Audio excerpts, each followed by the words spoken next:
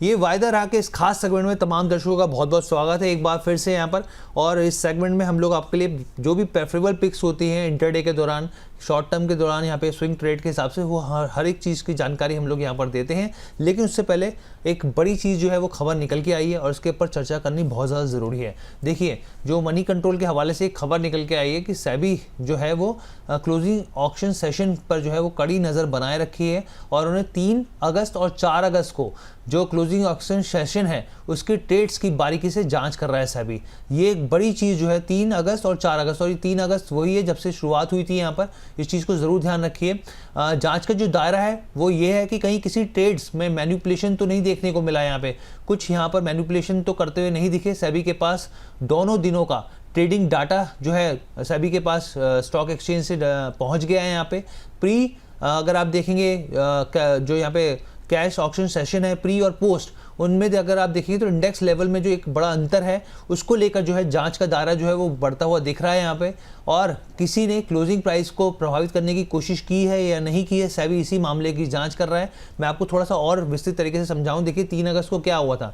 Nifty जो था 24,573 पर था और 3:30 बजे के बाद ये क्या हुआ, 24,774 पर आया। यानी कि 3 अगस्त को करीब 201 पॉइंट का मूव आया था यहाँ पर, और हम लोग रोजाना इस बात पर चर्चा कर रहे हैं। वहीं 4 अगस्त को क्या हुआ, निफ्टी 24,463 से बढ़कर 24,615 तक गया यहाँ पे और करीब करीब 152 पॉइंटों की जो तेजी आई।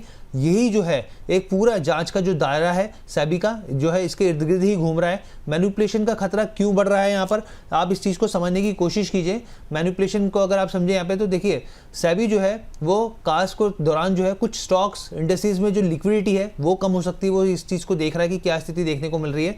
इसके अलावा अगर आप देखें तो बड़े फंड्स या फिर ऑपरेटर्स बड़ी खरीदारी करके इंडेक्स को ऊपर प्रभावित करने की कोशिश कर सकते हैं। क्या इस चीज़ को लेकर जांच करने की कोशिश की जा रही है, और खासतौर पर एक्सपायरी डेज पर जब जोखिम जो है वो ज़्यादा माना जाता है। तो यानी कि जो साफ तौर पे क्लोजिंग ऑक्शन सेशन है, मार्केट टर्नओवर के हिसाब से क्या स्थिति देखने को मिल रही है, 100 से 200 करोड़ का जो ये बढ़ता हुआ दिख रहा है, इसको लेकर क्या हो सकता है। लेकिन हाँ, एक चीज़ ये है कि सेबी को ये साबित करना पड़ेगा कि मैनिपुलेशन हुआ है तो हुआ किस तरीके से यहाँ पे, और इंडेक्स और क्लोजिंग प्राइस को प्रभावित किया गया है दोनों पक्षों के जरिए, जो भी पक्ष इसमें शामिल है, या फिर नहीं है, क्योंकि ये इतना आसान मामला नहीं है फिलहाल के हिसाब से जो दिख रहा है।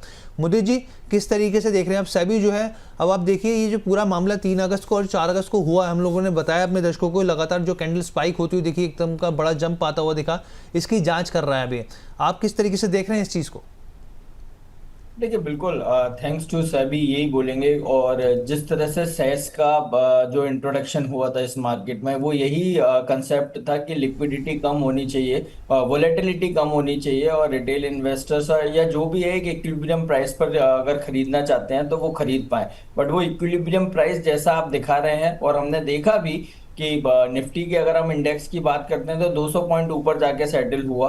तो ये कहीं ना कुछ तो हो सकता है। तो डेफिनेटली एक बार जांच पूरी होने दीजिए, और अगर सेबी डेफिनेटली अगर इस पे एक्शन ले रहा है तो अब कहीं ना कहीं पूरी तरह से नजर बनी हुई है, तो अच्छी बात है। और जो जिस कंसेप्ट से, जिस पर्पज से सेस का सीएस का इंट्रोडक्शन हुआ था, तो वो पर्पज फुलफिल होगा। और हमने देखा भी है 4 तारीख के बाद उस तरह का सर्ज इंडाइसेस में या स्टॉक प्राइसेस में नहीं देखने को मिला जो 3 और 4 तारीख को देखने को मिला था। तो कहीं ना कहीं कुछ लगाम हुई है, और डेफिनेटली इसी तरह का मूव होना चाहिए। और क्योंकि इसके बाद ना क्या होता है, अगर 200 पॉइंट का मूवमेंट, लेट से 200 पॉइंट का मूवमेंट 3 तारीख को आया है या 4 तारीख को 150 पॉइंट का मूवमेंट आया है, तो उसके बाद नेक्स्ट डे मार्केट को पूरा दिन लग जाता है वो 150 पॉइंट प्लस माइनस को डाइजेस्ट करने में। तो कहीं ना कहीं ये थोड़ा सा ट्रेडिंग एक्टिविटी के लिए हिट हुआ। तो आगे अगर जो भी सेबी एक्शन लेता है तो डेफिनेटली पॉजिटिव ही रहेगा इंडियन स्टॉक मार्केट्स के लिए। ठीक है। इसी बीच रचित सर भी जुड़ गए हैं। रचित सर, गुड मॉर्निंग, धन्यवाद अपना कीमती समय देने के लिए सर। रघु, आपको नमस्कार, मुदुत भाई को नमस्कार, and as always thank you for having me here. Rachit sir, हम लोग चर्चा कर रहे हैं, दरअसल जो खबर निकल के आ रही है यहाँ पर सेबी की तरफ से, यहाँ पे जांच का जो दायरा है वो 3 अगस्त और 4 अगस्त में जिस तरीके से कैंडल स्पाइक होती हुई देखिए, एक बड़ा जंप आता हुआ दिखा, उसको लेके इर्द गिर्द जो है वो घूमता हुआ दिख रहा है यहाँ पर। आपका क्या मानना है सर? क्या आपको लग रहा है इस तरह की चीज़ें हुई हैं? अगर हुई हैं तो फिर क्या स्थितियाँ बन रही हैं आगे? हर्ष बाबू, देखिए, क्या है ना कि कई कबार पापी पेट का सवाल आ जाता है, तो कुछ कुछ बातें हमें ऐसे बोलनी पड़ती हैं। बट मैं इशारों इशारों में आपको बात करके बता दूं, अगर हम्म। क्या होता है, कई बार आपको सिर्फ दिखाना होता है कि आप काम कर रहे हो, जी जी। Because this particular process will take time, we were aware. ऐसा ओके। कुछ भी नहीं है। और ये जांच आप ठीक है बैठा लीजिए, जांच जैसे भी आपको इसमें दिखे। हो सकता है इसमें आपको कोई ऐसा एक पर्टिकुलर चीज मिल जाए जिसमें आप अपनी एम्बिग्विटी में किसी बेचारे पे पेनल्टी भी लगा दे। क्योंकि आप ये जिस टाइम ड्यूरेशन की बात कर रहे हैं, मैं आपसे एक सिंपल सवाल करता हूँ कि इन ट्रेडिंग डेज में पार्टिसिपेशन कितना था? हाँ, बहुत कम था sir. So if you're talking about this, and if there was somebody who was willing to take a chance, who was willing to trade, उसको लिक्विडिटी नहीं मिली, वो उसकी गलती है क्या? बिल्कुल। आप मुझे एक बात बताओ ना, अगर हम पहले दिन का जो डेटा दिखा था, 437 ब्रोकर्स ने पार्टिसिपेट किया था और कुछ 1,000 क्लाइंट कोड में पार्टिसिपेशन आया था, रेस्ट डिड नॉट पार्टिसिपेट। उन्होंने पार्टिसिपेट किया, they got an opportunity, rest did not. तो अब इसमें उस आदमी की गलती क्या हो सकती है? आई डोंट नो किसने किया, I simply don't even want to know कि किसने किया, बट कर लो जांच। मैं बहुत ज्यादा इसमें कुछ है नहीं, मतलब when you know how it functions तो फिर आप जांच कर लो। मेन बात यह है कि पुरानी बातों पे जाके आप जांचें करें, उससे ज्यादा इंपॉर्टेंट ये है कि कहीं ना कहीं आप ये देखें कि अभी किस तरीके से और स्ट्रीमलाइन किया जा सकता है। तो मुझे ये सेबी की अप्रोच बहुत ज्यादा अपीलिंग लगी नहीं है। और बोलते हैं ना, you do at times, you just do things for the sake of doing. क्योंकि अभी वो 12 तारीख को एक वो बहुत हू हल्ला हो रहा है, कोई इंडियन ट्रेडर एसोसिएशन बनी है जो मार्केट में बिल्कुल ट्रेड करने के लिए 12 तारीख को हॉल्ट करने की बातें कर रही है, और सब कुछ वो एक अलग साइड प्रॉब्लम चल रही है। ट्रेडर्स अलग तरीके से अप्रोच कर रहे हैं सेबी को, तो under pressure they are taking some actions. क्या इससे कुछ बहुत ज्यादा होने वाला है? नहीं। मैकेनिज्म में अगर आपको कोई चेंज करना हो, मैकेनिज्म में चेंज करिए। ये सब पुरानी लाठियों को पीटने का कोई फायदा नहीं। चलिए ठीक है, तो सर की तरफ से यहाँ पे जो है क्लैरिटी जो है इस पूरे मामले पे जो सर का व्यू था हम लोगों ने यहाँ पर रख दिया। इसी बीच में हमारे साथ जो है वरुण जी भी जुड़ रहे हैं। वरुण जी बहुत बहुत स्वागत है, गुड मॉर्निंग, धन्यवाद हमारे साथ जुड़ने के लिए। वेरी गुड मॉर्निंग हमारे सभी व्यूअर्स को, आपकी टीम को, आपको और रचित जी और मुदित जी को। चलिए वरुण जी, आपने भी क्या ब्लैक टाई पहनी है सर? नहीं सर, ब्लू है बट ब्लैक दिख रही है। अच्छा अच्छा सर, तो मुझे लगा कि मैंने ब्लैक पहनी है सर। मैं टाई नहीं पहन के आया, मैंने कहा फ्रंट ऑफ डिस्कशन ही खत्म सर कर लेकिन दो। आप पहना कीजिए सर, आप मतलब ब्लैक टाई आपके ऊपर डैशिंग सर, आप वैसे भी हैं और लगती भी अच्छी लगती है टाई सर, जरूर पहना अरे कीजिए। सुबह सुबह तो मत करा करिए हर्ष बाबू, डैशिंग बोल के मतलब हद ही हो गई यार। ये तो अब इसका तो मैं क्या ही बोलूं। मेरी खुशी मगर आज एक अलग कारणों से है कि पहली बार ऐसा किसी प्लेटफॉर्म पे हुआ है कि मेरे बाद वरुण भाई ने ज्वाइन किया है, तो मतलब I am not the last one two join. चलिए। और सर मुझे एक चीज हर्ष जी बोले, भी लगते हैं, क्या मतलब? लगते ही है। अच्छा, ये देख लीजिए रचित सर, देख लीजिए सर, मैंने नहीं बोला, वरुण सर ने भी बोला है यहाँ पर सर। नहीं, वो भी लगते हैं इसलिए बोला क्योंकि देखिए अभी मुदित भाई बिल्कुल मोदी जैकेट पहन के आए हुए हैं, बिल्कुल अलग अटायर में। आप बिल्कुल कॉर्पोरेट टाइप और वैसे लग रहे हैं। मैं लग रहा हूँ टिपिकल लाला, टाई वाई पहनी हुई नहीं है, एक ट्वीट टाइप का कोट पहन के आ गया हूँ सफेद शर्ट के ऊपर। बोले ठीक है बताओ भाई क्या बातें करनी है। और सुबह आते ही इनको कमेंट्री भी ऐसे दे दी कि उसके बाद ये बोल रहे हैं यार इस आदमी से मैं क्या ही सवाल पूछूं, ये तो सभी का ही बकिया उधेड़ने पे आके बैठ गए। चलिए सर ठीक है, अब हम लोग जो है अपने सेगमेंट की तरफ आगे बढ़ते हैं। और सबसे पहले मुदित सर मैं आप ही के पास आना चाहूँगा, कौन से स्टॉक्स हैं जो हम लोग वायदा जो बाजार के हिसाब से हम अपने दर्शकों के लिए एक बेहतर विकल्प के तौर पे साबित हो सकते हैं, प्लीज सजेस्ट कीजिए सर। देखिए मैं एक ही स्टॉक लेके आया हूँ और जिस पे बहुत कॉन्फिडेंस आता है, that is L&T, Larsen and Toubro. खरीदारी करने की सलाह है, 4080 पर ट्रेड हो रहा है और फ्यूचर में ट्रेड बनाने की सलाह है। 4150 के टारगेट्स के लिए लॉन्ग कीजिए, और 4150 4180 ये दो टारगेट्स हैं। स्टॉप लॉस रहेगा 4030 का।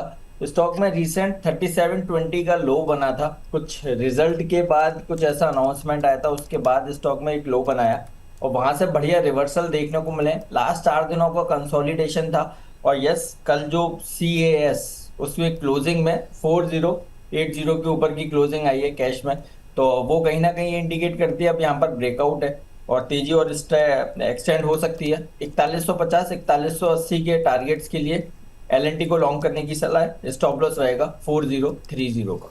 चलिए, तो L&T अगस्त फ्यूचर के हिसाब से यहाँ पर खरीदारी की सलाह दी जा रही है। आपके सामने जो लेवल्स हैं 4080 के जो लेवल्स हैं यहाँ पर बाइंग के, टारगेट्स जो हैं 4150 से लेकर 4180 और स्टॉप लॉस जो है 4030 का ज़रूर लगाइए। स्टॉप लॉस आपको बिल्कुल मिस नहीं करना है, इस चीज़ का ज़रूर ध्यान रखिए। आगे बढ़ते हैं हम लोग।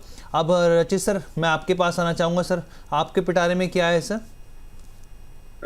देखिए, कल जब हम 10 बजे के शो में जुड़े थे तो क्लियरली दिख गया था कि मेरे पिटारे में थोड़ी सी घबराहट वापस आती हुई दिख रही है।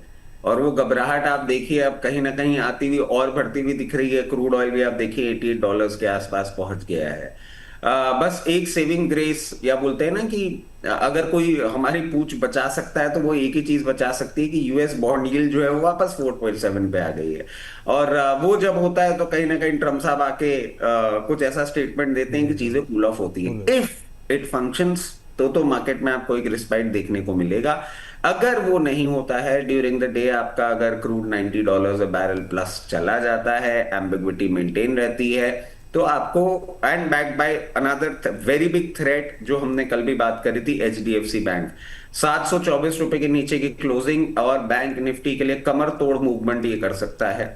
और तो इसलिए मैं बहुत सेफ बेट के साथ जाना चाह रहा हूं। बीईएल आप देखें, अगस्त फ्यूचर 404 रुपए में पोजीशन बना सकते हैं। स्टॉप लॉस 388 का होगा, टारगेट 422 436। इसका अगर आप टाइम ड्यूरेशन पूछें तो मैं समझता हूं 15 दिन के हिसाब से अगर आप ये पोजीशन लेके जाते हैं तो आपको टारगेट्स अचीव होते हुए देखने को मिल सकते हैं। चलिए, यहाँ पे बीईएल के ऊपर यहाँ पे सर की तरफ से अगस्त फ्यूचर्स को लेकर जो बाइंग है 404 के लेवल से, यहाँ पर टारगेट जो है यहाँ पर देखिए 422 से लेकर 436 दिया जा रहा है। स्टॉप लॉस जो है 388 का, इस पर आप ज़रूर ध्यान रखिए। अब आगे हम लोग चलते हैं। रचित सर की तरफ से पिक निकल के आ गए, मुझे सर की तरफ से निकल के आ गए। अब हम लोग वरुण जी के पास चलते हैं। वरुण जी, आपको क्या पसंद आ रहा है? जी देखिए, अगर एफएनओ की बात करें हर्ष जी, तो यहाँ पर मुझे जिंदाल स्टील में काफी अच्छा एक मोमेंटम दिख रहा है। आप मेटल साइकिल की बात करेंगे तो मेटल में एक बड़ा करेक्शन था, एक ओवर हो चुका है, एक बड़ी स्विंग के बाद एक अच्छा करेक्शन आया है और अब अच्छे जोन से रिवर्सल हो रहा है। साथ ही में अगर डॉलर इंडेक्स आप देखेंगे तो वहां पर 102 के लेवल के बाद अब करीबन 9950 के लेवल्स बने हैं। तो काफी अच्छी मोमेंटम जो रबर इफेक्ट है वो मेटल्स पे दिख सकती है। जिंदाल स्टील में एक बड़ी गिरावट थी, एक बेस हुआ है करीबन 1040 से 1100 का, उसके बाद एक ब्रेकआउट होके जिंदाल स्टील अपने 200 SMA के आसपास यहाँ पर कंसोलिडेट कर रहा है। तो जिंदाल स्टील के फ्यूचर्स में खरीदारी की सलाह रहेगी। करीबन 1124 के आसपास यहाँ पर क्लोजिंग है। 1095 का एक स्टॉप लॉस मेंटेन करेंगे और टारगेट करीबन 1148, 1160 और 1175 ये टारगेट रह सकते हैं। यहाँ पर मुझे जिंदाल स्टील के फ्यूचर में खरीदारी की मुझे अच्छा लग रहा है। और साथ ही में अगर आपको ऑप्शंस में प्ले करना है तो 1120 का इन द मनी कॉल आप बाय कर सकते हैं, करीबन 2350 के आसपास चल रहा है। स्टॉप लॉस आपका 15 रुपए रहेगा, टारगेट करीबन 34, 40 और 55 तीन टारगेट रह सकते हैं। और दूसरा एक अदानी ग्रुप में आप देखेंगे तो एक जो कोर्ट्स जो यूएस कोर्ट से जो खबर आई है जहां पर जो सारे केसेस हट रहे हैं, तो अदानी एनर्जी सॉल्यूशन आप देखेंगे तो वहां पर काफी अच्छा करेक्शन आ चुका है। जब भी अर्निंग्स आए थे तब हमने बताया था करीबन 1600 1650 का एक अच्छा जोन है, वहां पर एक्यूमुलेट कर सकते हैं। उसी जोन पे 3 दिन से यहाँ पर एक अच्छा कंसोलिडेशन कर रहा है। तो करीबन अगस्त फ्यूचर की बात करेंगे तो 1635 का राउंड यहाँ पर क्लोजिंग है। 1600 1605 का एक अच्छा जोन है, वहां पर एक स्टॉप लॉस मेंटेन करेंगे। टारगेट करीबन 1680 और 1700 दो टारगेट्स रहेंगे। चलिए, तो सर की तरफ से यहाँ पर जो राय है वो निकल के आ रही है। हम लोगों ने आपको दर्शकों को देखी सामने स्क्रीन पर जो है अडानी एनर्जी को लेकर खरीदारी की सलाह अगस्त फ्यूचर के हिसाब से टारगेट्स और स्टॉप लॉस आपको बता दिए गए हैं। तो ये ओवरऑल हमारा जो सेगमेंट था, जी जो वादा रहा, इसको हम लोग फिलहाल के लिए यहाँ पे समाप्त करते हैं, लेकिन आप सब बने रहिए।